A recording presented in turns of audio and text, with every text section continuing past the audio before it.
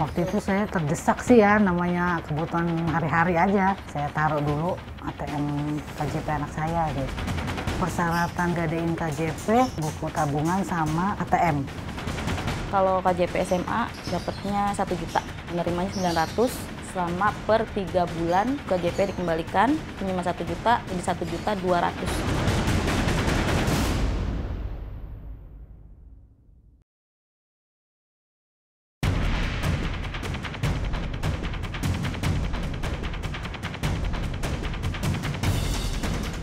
Jumlah penduduk miskin DKI Jakarta berdasarkan data Badan Pusat Statistik per September 2021 berjumlah 498.290 jiwa. Kemiskinan jika tidak diatasi dengan serius oleh pemerintah akan menjadi bom waktu yang suatu saat bisa meledak. Meningkatnya angka pengangguran, banyaknya kasus putus sekolah, timbulnya masalah kesehatan di masyarakat, serta menurunnya kualitas generasi penerus merupakan dampak dari kemiskinan. Demi untuk bertahan hidup, masyarakat miskin dipaksa memutar otak. Bagaimana caranya mampu bertahan hidup di tengah kerasnya kehidupan ibu kota?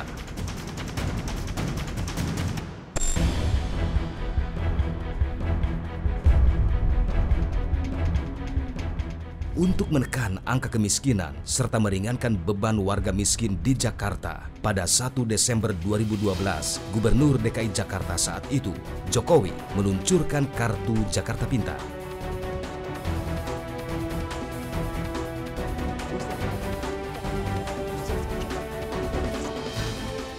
Kemudian pada era Gubernur Anies Baswedan, KJP dioptimalkan menjadi KJP Plus. KJP bertujuan agar seluruh warga Jakarta bisa menamatkan pendidikan minimal sampai jenjang SMU atau SMK. Bagi warga miskin Jakarta, kehadiran KJP tentunya menjadi angin segar untuk mengurangi beban himpitan ekonomi yang semakin berat. Alih-alih membantu meringankan beban pendidikan masyarakat miskin, kartu KJP malah digadaikan ke rentenir.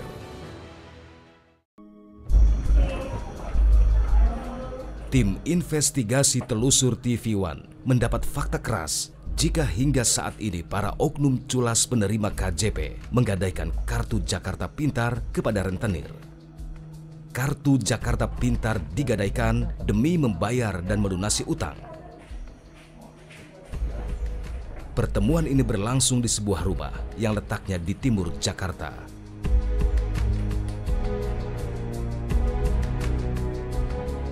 Wanita yang menggadaikan Kartu Jakarta Pintar ini sebut saja Mawar. Ia terpaksa berbuat culas karena butuh uang sebesar 1 juta rupiah dalam waktu cepat. Iya. Tapi aku nggak KJP di sini. Iya, jadi nanti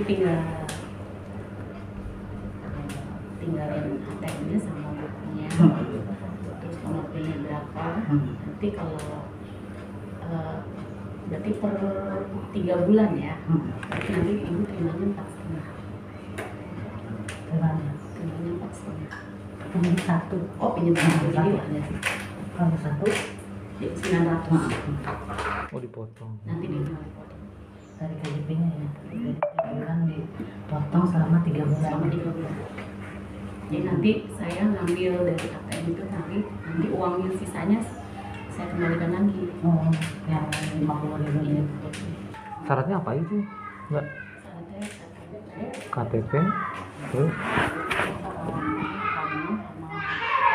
buku tabungan sama ATM. Buku tabungan tuh buku tabungan yang Tabungannya KJP. oh KJP-nya, ATM-nya? ATM-nya yang KJP juga. Oh KJP. Oh itu bank apa sih? Bank DKI. Oh bank DKI. Iya, Bang. Kalau KJP Bank DKI. Iya. Itu hari ini juga dapat ya langsung ya? Bisa ya Kak? Oh iya. Kemana Pak? Itu posisi Pak?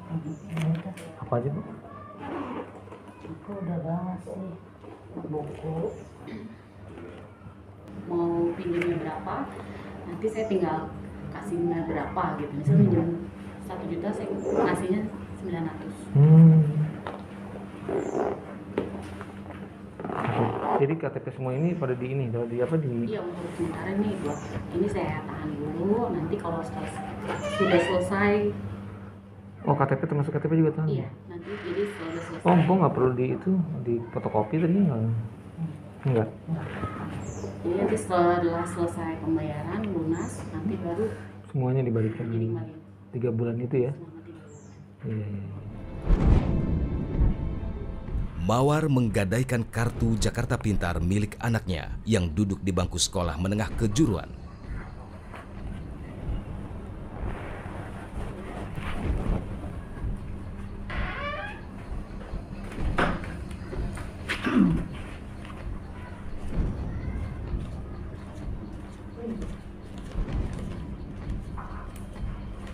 Itu lagi sih.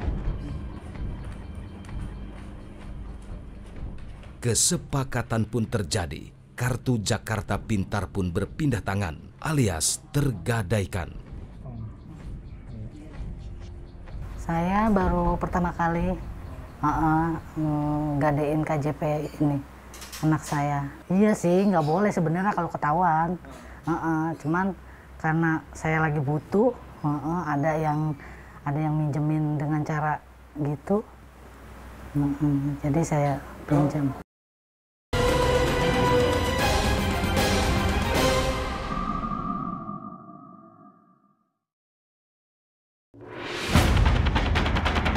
Waktu itu saya terdesak sih ya, namanya kebutuhan hari-hari aja. Saya taruh dulu ATM KJP anak saya gitu. Persyaratan gadein KJP, buku tabungan sama ATM. Kalau KJP SMA dapatnya 1 juta, menerimanya 900 selama per 3 bulan KJP dikembalikan, pinjaman 1 juta jadi 1.200.000.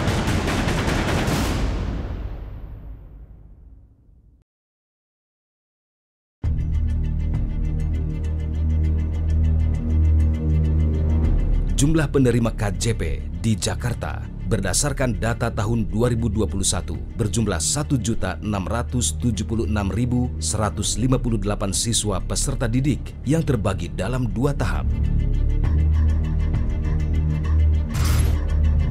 Kartu Jakarta Pintar sejatinya digunakan untuk memenuhi kebutuhan dasar pendidikan, namun pada kenyataannya disalahgunakan para oknum culas penerima KJP.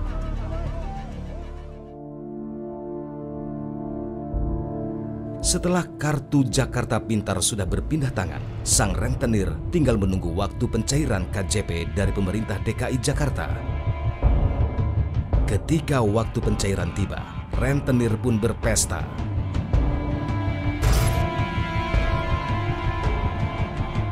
Kami mencoba membuntuti rentenir yang akan menggesek kartu Jakarta Pintar di sebuah gerai ATM.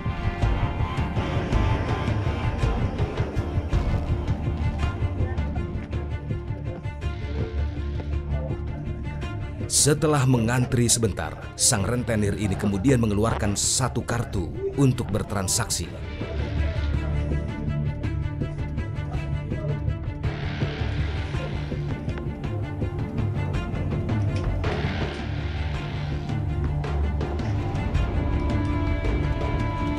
Dan proses penggesekan kartu Jakarta Pintar pun dimulai.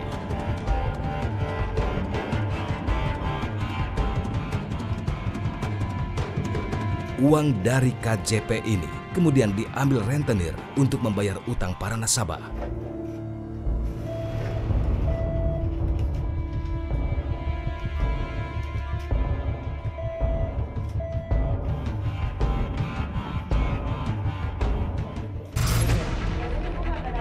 Dari manakah para penggadai KJP mengetahui keberadaan para rentenir? Berdasarkan fakta temuan di lapangan, perkenalan pemegang kartu KJP dengan rentenir difasilitasi mediator. Mediator ini nantinya akan mendapatkan imbalan dari rentenir sebesar Rp50.000 hingga Rp100.000 dari setiap calon nasabah. Salah satu mediator yang kami temui mengaku, para nasabah biasanya mengajukan pinjaman bervariasi, mulai dari Rp500.000 hingga Rp1.000.000. Saya hanya pengantar aja. Saya nganter ke tantenya, terus Tantenya ini sih? Iya, tante yang tempat pinjamnya itu, gitu. Nah terus setelah saya antar ke tempat itu, nah orang ini udah tahu persyaratannya apa. Saya tinggal ini aja, tinggal nunggu dia transaksi. Kalau misalkan yang naruh KJP SMA itu kita dapat minimal ya 50 lah, gitu. Karena dia kan juga kebutuhan dia, kita nggak bisa maksain dia ngasih saya berapa, gitu. Jadi seikhlas dia aja. Untuk KJP sekolah dasar misalnya, jika nasabah melakukan pinjaman Rp500.000, maka akan dipotong Rp50.000 untuk rentenir. Begitupun dengan KJP sekolah menengah pertama, nasabah akan menerima uang Rp950.000 dari total pinjaman Rp1.000.000. Jadi kalau SD itu mereka tuh yang di KJP dapetnya 2,5. Kalau yang SMP itu 3,5, SMA itu 4,5. Kalau 500 itu terimanya 4,5. Itu dalam jangka 3 bulan. Yang SMP itu terimanya 3,5, itu dalam jangka 5 bulan. Jadi dia tetap terima 4,5, tapi dalam jangka 3 bulan. Setelah kesepakatan terjadi antara pemegang kartu KJP dengan rentenir, kartu Jakarta Pintar nasabah kemudian disita oleh rentenir selama 3 bulan.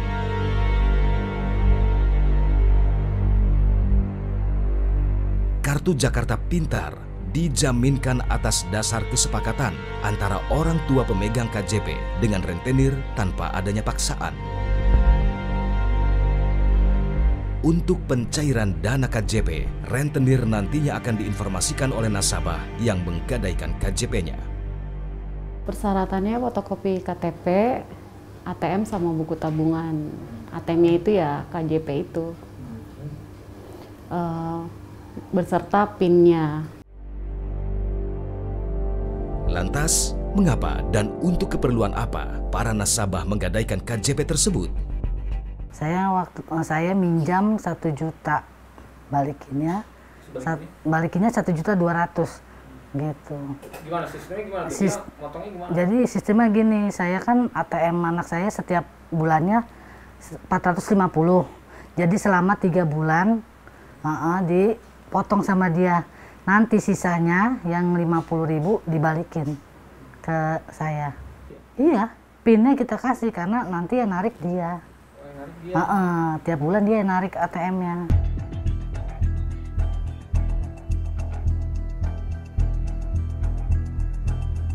Munculnya fenomena kartu Jakarta Pintar yang digadaikan ternyata sudah sampai juga ke telinga Kepala Unit Pelaksana Tugas Pusat Pelayanan Pendanaan Personal dan Operasional Pendidikan atau P4OP, Waluyo Hadi. Lalu, sudah berapa banyak kasus yang ditemukan dan berapa banyak pula pemegang KJP yang akhirnya dibekukan?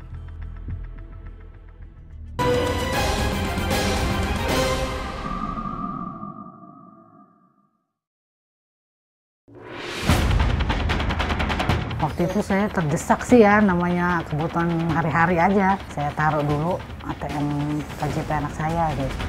Persyaratan gadain KJP, buku tabungan sama ATM. Kalau KJP SMA dapatnya 1 juta, menerimanya 900 selama per 3 bulan KJP dikembalikan, pinjaman 1 juta jadi 1.200.000.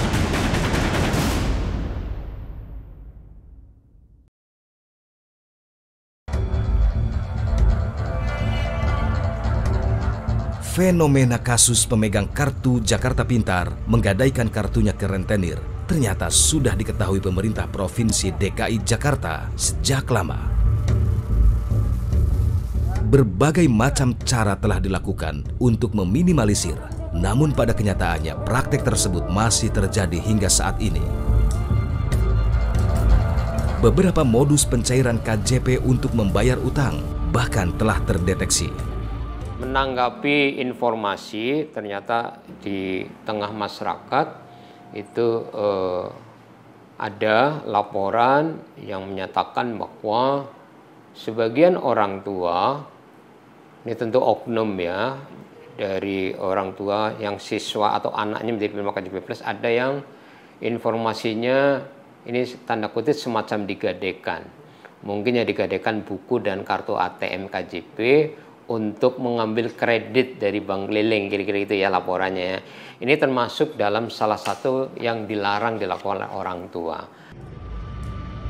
Modus pencairan KJP melalui toko setempat muncul ke permukaan. Sejak beberapa tahun lalu, beberapa toko diketahui menyediakan jasa untuk mencairkan dana KJP kepada pemegang kartu. Pegawai toko akan menggesek KJP melalui mesin pembayaran elektronik atau electronic data capture milik mereka dengan meminta imbalan. Menggadaikan KJP termasuk pelanggaran. Salah satunya termuat dalam Peraturan Gubernur Nomor 4 Tahun 2018 yang menyebabkan pemiliknya dapat dikenakan sanksi pencabutan hak penerima. Untuk orang tua akan dikenakan pasal 33, yaitu dilarang untuk menggadaikan atau menjaminkan KJP dan buku tabungan kepada pihak manapun dan dalam bentuk apapun. Kalau terjadi mereka melanggar, sanksinya jelas di pasal 35, dikenakan sanksi penarikan dana KJP dan penghentian KJP-nya.